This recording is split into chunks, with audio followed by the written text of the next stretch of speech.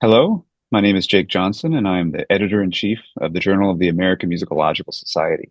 And I am happy to welcome you to our new JAMS author interview series.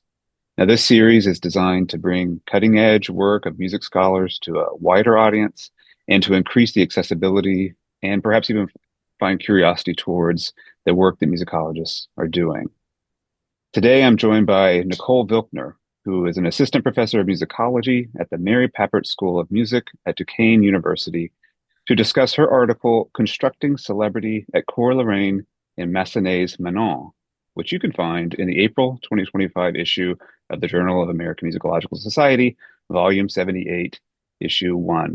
Nicole, welcome. And I hoped we could start with the question of just having you give a brief summary of your topic, of your article, and your argument. Thank you. My article is about Massenet's opera Manon.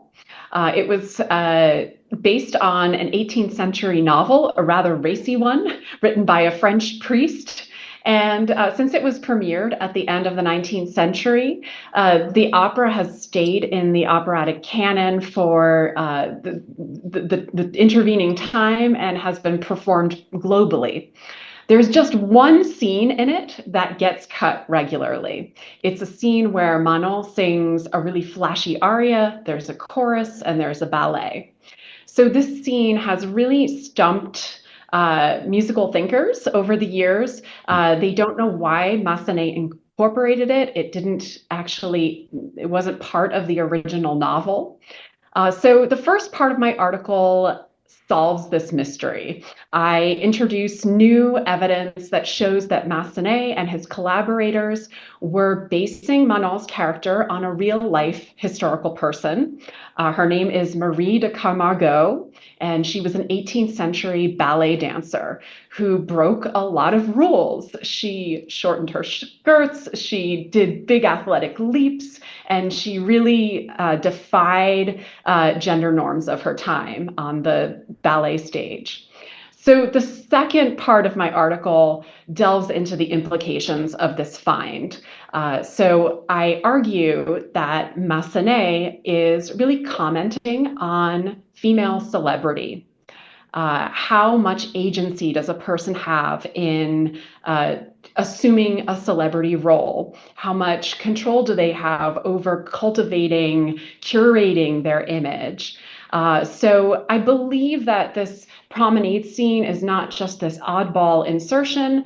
It's based on something rooted in history, and it has really important messages about female celebrities and their agency. It's great. I love the sleuthing part of this. What a great problem to set out to solve with this article. So, what most fascinates or fascinated you about your article's topic in the area of research? So I got into this topic because this was a scene that I performed a lot when I was in my 20s. And in fact, I performed this very scene and I dug up a clip of it, which I can share with you. Here's just a quick view of me performing on the promenade.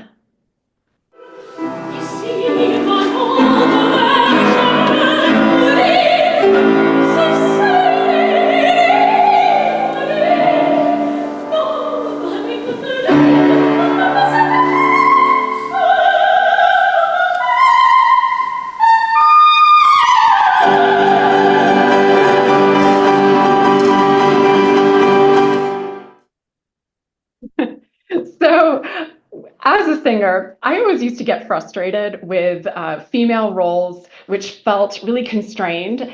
So Manon was one that really spoke to me. I loved how bold she was. And in that clip, she sings the line, if I, Manon, should ever die, it will be in a burst of laughter.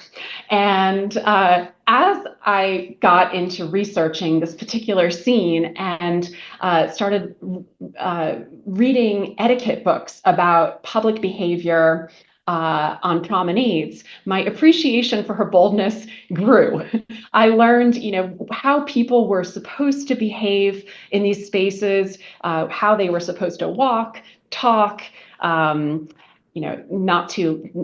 speak too loud, and certainly never laugh allowed. So, in this context, after doing this research, I realized, how rebellious Manon really was in that scene when she says, "I'm going to break these rules. I'm going to push back on how women are being constrained in these spaces, and I'm going to laugh even if I die doing it." So, I feel like this situation comes up even today when women in positions of power, politicians, women in business are critiqued for how much they laugh, how they laugh. These are questions that are still relevant today. So this scene. I think Manon reminds us that there are written and unwritten rules, and she suggests some kind of resistance about how people wield power in public spaces. Love that. Thank you so much. So I'm going to shift gears a little bit and ask if you could tell us a little bit about how your article extends existing knowledge in the field of musicology, or maybe a subfield related to it, or maybe other ways of discussing music. Sure. So I think that on a practical note, I hope that this study inspires performers and stage directors to maybe take into consideration the fact that Manol's character is based on a dancer. That might inspire dance or ballet costuming in the scene, or Manon might even dance a gavotte while she sings the aria. So I see some practical applications, but in the field of musicology, I hope that this study shows the intricacy of public arena scenes in opera and music theater. I think that the scenes that display characters in these public spaces can offer a lot of cultural information. Uh, for instance, if a character arrives in a public square, you can pretty easily establish what their social class is, based on how people are reacting to that character with positive or negative feedback.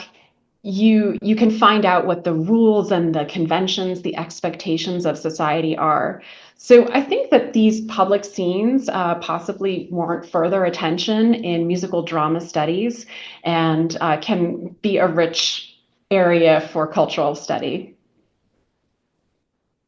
So, Nicole, what most would you like either a student or maybe somebody new to musicology altogether? What would you hope that for them to take away from your article? Sure.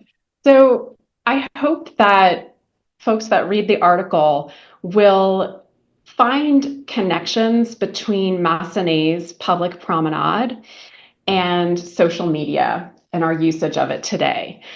Both of those spaces are where people are trying to gain attention. In Massenet's time, people were strolling around a park, looking at each other, passing judgments on what people were wearing or how they were behaving. And social media is like a virtual park. People are scrolling, they're not strolling. And they're similarly reacting and passing judgment on how people represent themselves, with their hearts and thumbs up and other emojis. So I'm hoping that the article doesn't just offer insight into the past, but that it also raises questions about how we navigate and handle celebrity and public attention today.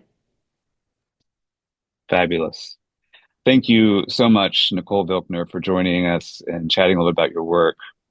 Be sure to check out Nicole's essay along with other fabulous articles and reviews in the JAMS Volume 78, Issue 1, which is available through the University of California Press. Thank you, Nicole, and happy reading. Thank you for having me.